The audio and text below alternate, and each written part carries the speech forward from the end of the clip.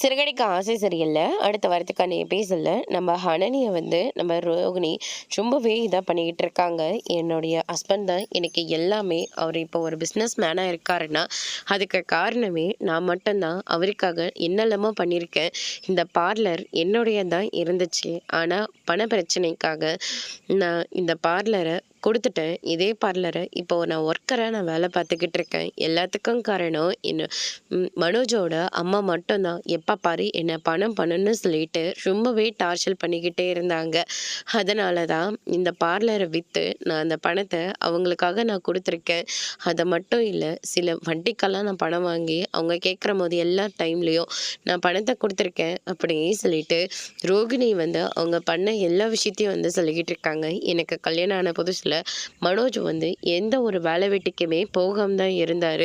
அதுக்கப்புறமா தான் நான் இவருக்கு இந்த ஷோரூமே நான் வச்சு கொடுத்தேன் அப்படின்னு சொல்லிட்டு நடந்த எல்லா விஷயத்தையும் சொல்லிக்கிட்டு இருக்காங்க. ஆனால் எனக்கு இருக்கிறதே என்னுடைய ஹஸ்பண்ட் மனோஜ் மட்டும்தான். எங்கேஜ்மெண்ட் ஆன விஷயமே எனக்கு தெரியவே தெரியாது. கோர்ட்டில் கேஸ் போயிட்டு தான் இருக்கு. ஆனால் மனோஜை விட்டு கொடுக்கறதா நான் இல்லவே இல்லை. மனோஜ் தான் எனக்கு எல்லாமே.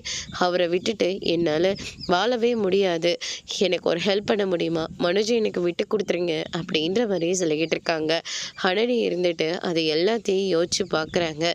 சரி, நீங்கள் எதுக்காகவும் கவலைப்படாதீங்க, மனோஜை நான் உங்களுக்கே திருப்பி கொடுக்குறேன் அப்படின்னு சொல்லிட்டு அவங்களும் சொல்லிடுறாங்க. இதை கேட்டோன்னே ரோகிணி ரொம்பவே சந்தோஷப்படுறாங்க. அதோடு இன்னைக்கான பிரம முடிச்சிருக்காங்க.